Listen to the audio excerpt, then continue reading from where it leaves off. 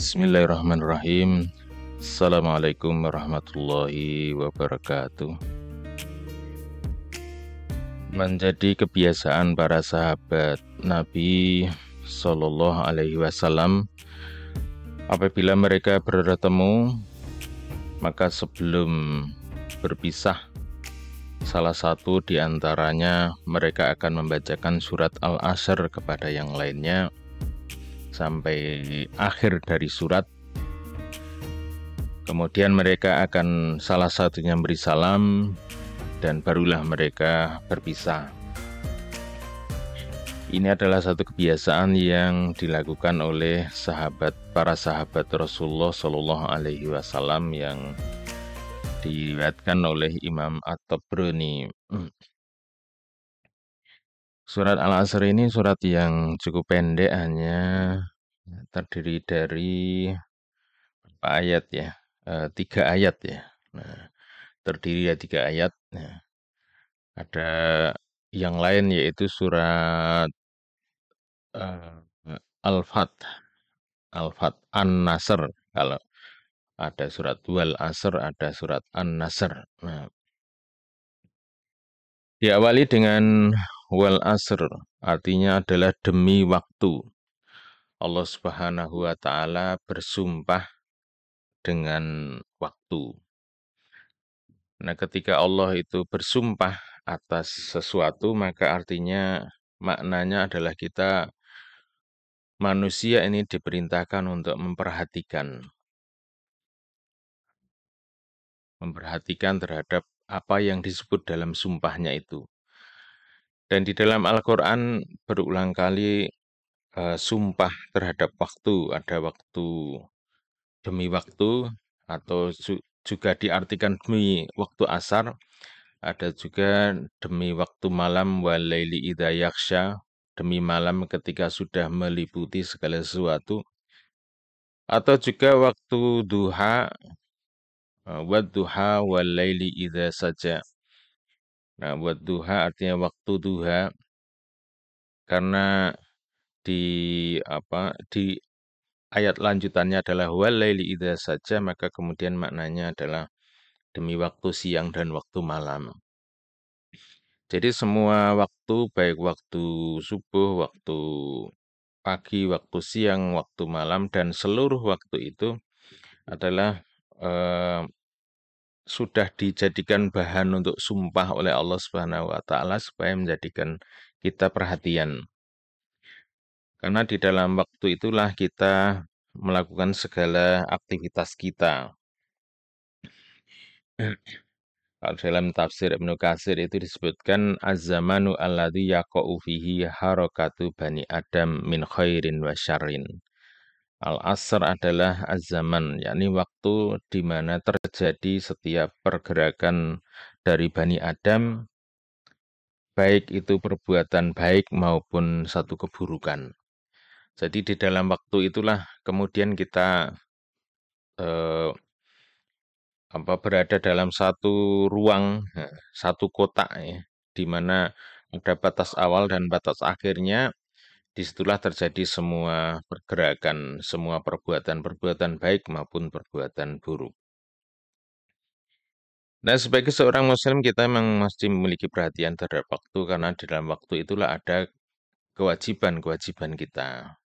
Ada sholat 5 waktu, dari subuh, zuhur, asar, maghrib, isya, yang itu menandai dari perubahan waktu ya, dari pagi subuh, kemudian siang zuhur ya, sekitar jam 12.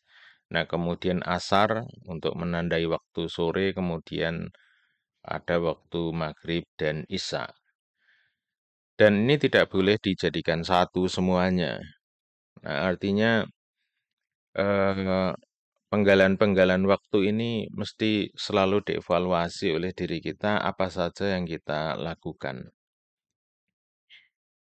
Nah, sehingga sepertinya kita tidak bisa kemudian berlaku seenaknya dalam hidup ini, kemudian kita lakukan sesuatu terus-menerus tanpa memperhatikan bagian yang lainnya. Ya, setiap waktu ada kewajiban yang menyertai. Nah, oleh karena itulah kemudian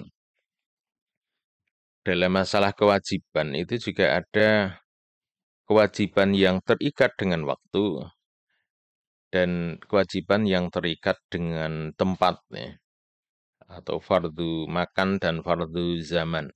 Ada kewajiban yang terikat dengan waktu fardu zaman, ada kewajiban yang terikat dengan tempat atau fardu makan. Kewajiban yang terikat dengan waktu misalnya adalah tadi sholat wajib ya, yang waktunya sudah ditentukan. Inna sholata kanat alal mu'minina kitaban mauquta. Sesungguhnya sholat ini adalah merupakan kewajiban bagi orang-orang yang beriman yang telah ditetapkan waktu-waktunya. Kemudian juga ada sholat Jumat.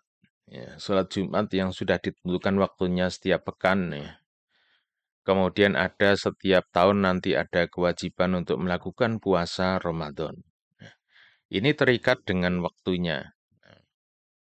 Sehingga perhatian kita mulai dari setiap hari dengan hitungan jam, kita terikat dengan kewajiban sholat. Kemudian setiap pekan kita terikat dengan kewajiban sholat Jumat. Kemudian setiap tahun pun kita akan selalu menghitung bulan-bulan kita itu karena ada satu kewajiban dalam satu bulan, yaitu melaksanakan ibadah Ramadan. Nah, kemudian juga ada kewajiban yang terikat dengan tempat ya, dengan tempat. Nah, misalnya ibadah haji. Nah, ibadah haji itu kan terikat dengan tempat. Kita tidak bisa melakukan ibadah haji di sembarang tempat ya. Nah, sehingga ada fardu zaman, ada fardu makan. Nanti juga dengan hal yang lain juga, misalnya tentang fardu kifayah. Fardu kifayah itu ada yang terikat dengan waktu dan terikat dengan tempat juga. Jadi setiap zaman membutuhkan kewajiban kolektif yang berbeda. Nah, ada yang merupakan fardu kifayah yang ya secara mudah kita pahami, misalnya merawat jenazah, itu kan fardu kifayah. Nah, kemudian menegakkan sholat jamaah, itu sebagian para ulama mengatakan ini adalah fardu kifayah. Jangan sampai ada masjid tidak ada adzan di 5 waktu itu. Jadi masjid-masjid diupayakan ada azannya, kemudian ada sebagian yang berupaya untuk menunaikan sholat jamaah. Karena ini merupakan syiar Islam. Nah, kemudian sholat jenazah. Ini kan merupakan fardu kifayah. Karena ketika ada orang yang meninggal, harus ada yang merawatnya. Nah, yang merawatnya itulah kemudian terikat kepada kewajiban yang namanya fardu kifayah. Nah, fardu kifayah ini yang dibutuhkan adalah terselesaikannya satu perintah, satu kewajiban. Nah, sehingga berapapun yang mengerjakan, yang penting pekerjaan selesai. Nah, jadi kalau misalnya merawat jenazah, ya mulai dari memandikannya, kemudian mengafani, mensolatkan, sampai menguburkan.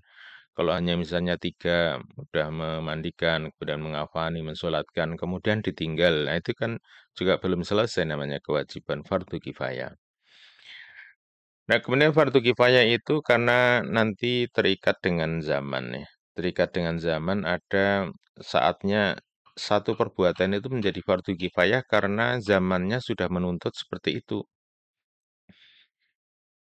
Nah, kemudian seiring perkembangan zaman itu kan ada perkembangan ilmu, teknologi, sains. Nah, itu yang kemudian menjadi kebutuhan bersama, kebutuhan kolektif. Nah, dan bisa dibilang sesuatu yang tidak mungkin tidak ada. Nah, pada saat itulah kemudian suatu yang nampaknya hal baru itu menjadi sebuah fardu kifayah. Misalnya dalam menegakkan kehidupan dalam eh, masa sekarang ini, banyak hal baru, baik itu menyangkut masalah sistem keuangan, sistem politik, kemudian juga menyangkut tentang apa itu transportasi, komunikasi dan sebagainya. Itu membutuhkan perangkat-perangkat yang sudah sangat berkembang, kemudian membutuhkan sistem juga yang mesti dimanage dengan baik. Nah, maka hal yang menjadi fardu kifayah itu juga berkembang. Tidak berhenti pada sholat jenazah dan sholat jamaah tadi, karena segala hal yang kita butuhkan dalam rangka menegakkan kehidupan ini, maka itu juga masuk di dalam kriteria fardu kifayah. Nah, sebenarnya para ulama terdahulu memberikan satu ilustrasi, memberikan satu deskripsi lah gitu ya, bukan ilustrasi, deskripsi ya. Eh, Misalnya dalam sebuah kawasan membutuhkan ahli kesehatan, maka di saat itulah kebutuhan tentang adanya orang yang menekuni dalam bidang kesehatan itu menjadi fardu kifayah. Kemudian ketika dalam satu kawasan membutuhkan teknologi komunikasi transportasi yang baik untuk menyelesaikan problem-problem kehidupan, maka disitulah orang yang ahli dalam bidang itu dan bisa mengelola dengan baik itu merupakan bagian dari fardu kifayah. Itulah seiring dengan zaman, dengan waktu, maka juga ada perubahan-perubahan yang menuntut kewajiban-kewajiban agama ini juga selalu berkembang. Dan selanjutnya kemudian di dalam ayat itu, wal asri innal insana lafi khusrin. Sesungguhnya manusia itu selalu pasti di dalam kerugian. Pasti dalam kerugian kecuali illalladzina amanu wa amilus solihati wa tawassaw bil haqq wa tawassaw bis sabr. Jadi ada eh, semua orang akan rugi ya. Karena rugi karena kaitannya dengan waktu itu, karena waktu adalah kesempatan. Nah, kesempatan itu kalau tidak digunakan dengan baik, maka orang itu akan merugi. Karena kesempatan tidak pernah terjadi dua kali. Dia hanya datang sekali, dan hanya mereka yang mempersiapkan dirilah yang mereka yang akan mendapatkannya. Jadi keberuntungan itu bukan sesuatu yang kemudian datang kepada orang yang bermalas-malasan tidak melakukan apapun. Tetapi keberuntungan itu akan datang kepada orang yang siap.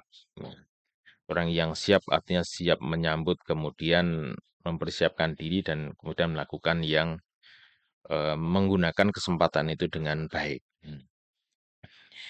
Jadi setiap manusia mestinya mempersiapkan dengan diri dengan baik. Ini dalam hal apapun, termasuk juga dalam mempersiapkan diri kita menghadapi kehidupan akhirat. Maka mereka yang menggunakan kesempatan dengan baik itulah mereka yang akan mendapatkan keberuntungan. Sementara mereka yang tidak pernah mempersiapkan diri akan rugi dengan hilangnya kesempatan itu. Demikian juga dengan kehidupan dunia kita, kesempatan tidak datang dua kali, hanya sekali itu datang.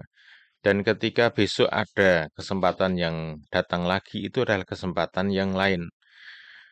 Nah, oleh karena itulah langkah yang terbaik bagi kita adalah mempersiapkan diri kita dan menjadikan diri kita selalu siap untuk menangkap peluang itu dengan baik.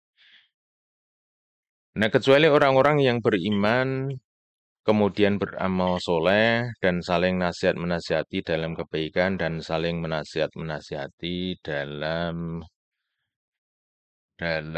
kesabaran. Jadi ada 4 hal yang dipesankan.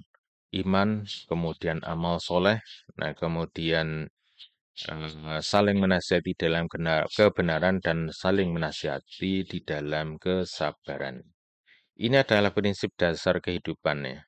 Jadi kalau 4 hal ini dijaga dengan baik, seorang mukmin, seorang muslim, atau dia akan bisa mendapatkan yang terbaik baginya.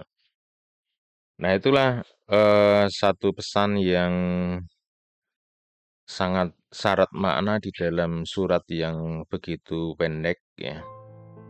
Ini sampai Imam Asy-Syafi'i mengatakan seandainya Al-Quran itu yang turun hanya surat Wal Asri ini saja, saya sudah cukup ya. Artinya ketika orang menjaga agama ini dengan iman, amal soleh, kemudian dengan saling nasihat menasihati. Tentunya ini hanyalah satu pujian yang mungkin bisa dibilang sangat berlebihan ya, tetapi begitulah begitu pentingnya surat Wal Asri ini, sampai ada kebiasaan dua sahabat Nabi ketika mereka bertemu, mereka tidak akan berpisah kecuali sudah membaca surat ini. Nah, semoga ini menjadikan penyemangat kita semuanya untuk bisa mengisi hari-hari kita, mengisi waktu kita dengan hal-hal yang bermanfaat. Assalamualaikum warahmatullahi wabarakatuh.